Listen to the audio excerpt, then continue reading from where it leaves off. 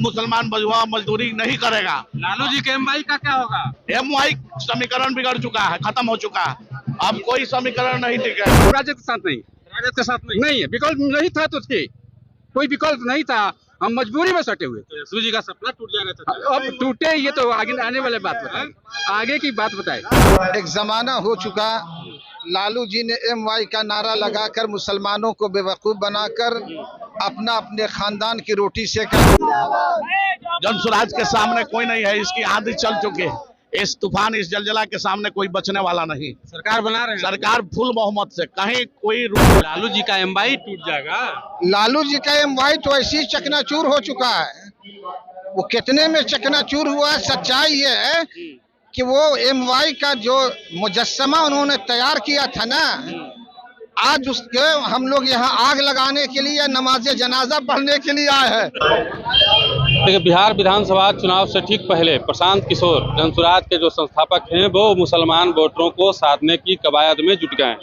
अब देखिए हमारे पीछे ये जो भीड़ आपको दिख रही है, ये बिहार भर से आए हुए तमाम जिलों से, तमाम शहरों से आए हुए मुसलमान भाइयों का है और यहाँ पे बिहार बदलाव कॉन्फ्रेंस में शामिल होने के लिए ये लोग यहाँ पे हाजिर हुए हैं। सियासी नुमाइंदगी और बिहार विधानसभा चुनाव 2025 इसका नाम दिया गया है। तमाम लोग आए हैं और ऐसे में एक बड़ा सवाल उठता है कि क्या इस बार बिहार के मुसलमान जो है जनसुराज के साथ यानी कि प्रशांत किशोर के साथ जाने वाले हैं, तो ऐसे में लालू यादव के एमवाई समीकरण का क्या होगा? देखिए, तमाम जो लोग हैं वो काफ़ी संख्या में यहाँ पे आ रहे हैं और लगातार जो है जनसुराज प्रशांत किशोर को लेकर के जो है नारेबाजी की जा रही है।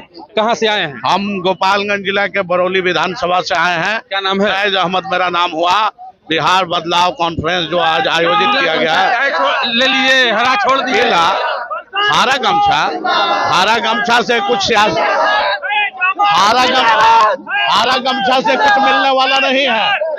आज सबसे ज्यादा राष्ट्रीय जनता दल ने अपना झंडा और अपना गमछा हरा रखा है, लेकिन अगर राजनीतिक रूप से किसी ने सबसे ज्यादा मुसलमानों को ठगने का काम किया है, अकलियत समाज को ठगने का काम किया है, तो वो राष्ट्रीय जनता दल के लोग हैं।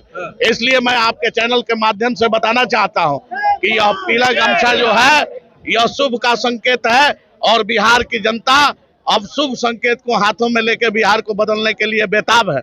यहाँ केवल बात अकलियत समाज की नहीं है, जिसकी जितनी संख्या है बिहार में उसकी उतनी राजनीतिक हिस्सेदारी भागीदारी की बात हो रही है।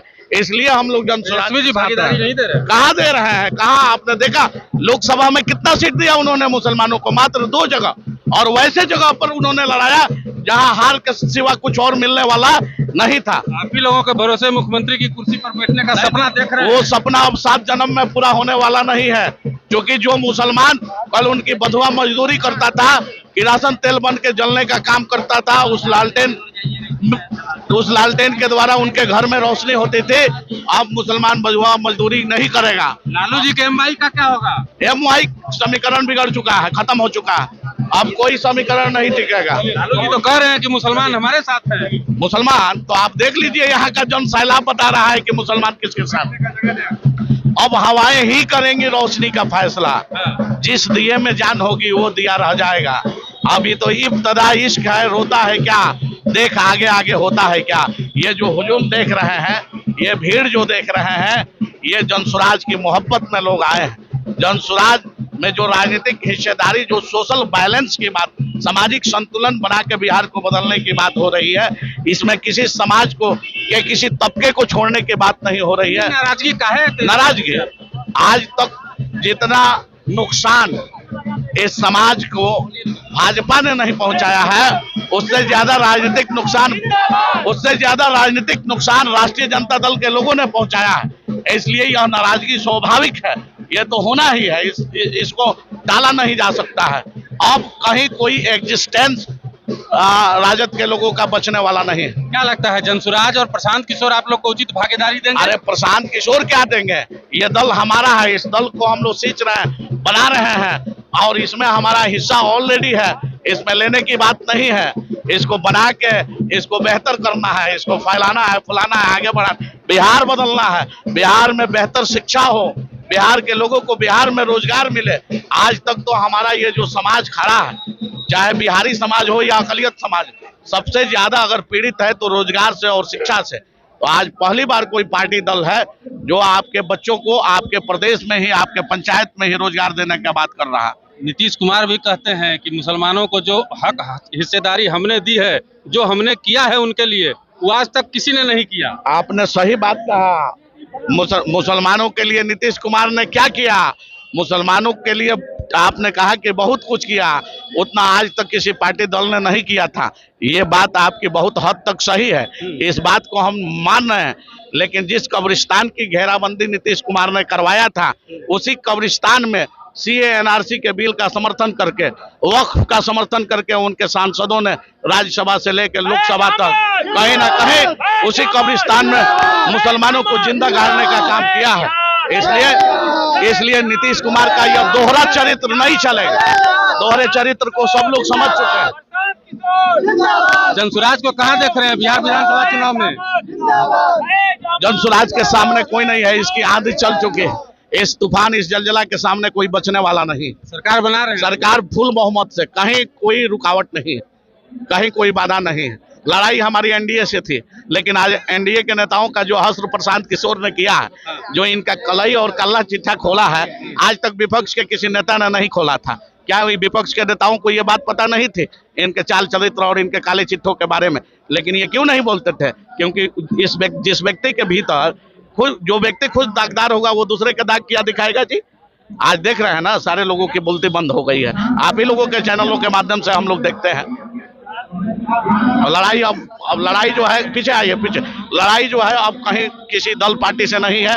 अब सारी पार्टियां जनसुराज से लड़ रही है। जनसुराज किसी से नहीं लड़ रहा। जनसुराज किसी से नहीं ना, जनसुराज से सब लोग लड़ रहे हैं। आज के डेट में आप अपना सर्वे कराइए पूरे बिहार लेवल पर, आप देखिए अब सारी पार्टियां जनसुराज से लड़ रही है। जनसुराज को जनता ने तीसरा नहीं, अपना पहला विकल्प बना लिया। क्या लगता है जी, आप फैज जी जो बोल रहे हैं वो सही बात है? सही बात है। विकल्प नहीं था, कोई विकल्प नहीं था, इसलिए मुसलमान राजद में सटे हुए थे। आज विकल्प आ गया है, इसलिए हम राजद के साथ नहीं। राजद के साथ नहीं है, विकल्प नहीं था तो उसके कोई विकल्प नहीं था, हम मजबूरी में सटे हुए थे। यशवी जी का सपना टूट जाएगा। अब टूटे, ये तो आगे आने वाले बात बताए, आगे की बात बताए। चलिए देखिए, लगातार जो है मुस्लिम समुदाय के तमाम लोग जो हैं वो कह रहे हैं कि चाहे तेजस्वी यादव का सपना टूट जाए या रहे, लेकिन इस बार जनसुराज के साथ पूरे बिहार का मुसलमान समुदाय होगा, इसमें कोई किंतु परंतु नहीं है। देखिए एक चाचा हमारे और आए हैं। कहाँ से आए हैं चाचा? शेरघाटी से। शेरघाटी से। क्या कहिएगा, इस बार किधर रहेगा मुसलमान बिहार का? मुसलमान तो अब उम्मीद भरी नजरों से जनाबे प्रशांत किशोर जी को देख रहे हैं। चूंकि एक जमाना हो चुका, लालू जी ने MY का नारा लगाकर मुसलमानों को बेवकूफ़ बनाकर अपने खानदान की रोटी सेका। इसके बाद फिर हम लोग नीतीश जी के छलावे में भी आए, कुछ इधर से उधर हुए। अब मुसलमान परेशानी के आलम में थे, चूंकि इनके पास कोई विकल्प, कोई मुतबादिल था नहीं। लेकिन जिस वक्त हमारे प्रशांत किशोर जी ने आवाज़ उठाई तो मुसलमानों को उम्मीद की किरण नजर आई कि बिलाशुबह प्रशांत किशोर जी की शख्सियत एक ऐसी शख्सियत है कि जिसमें कोई दाग, कोई धब्बा नहीं है।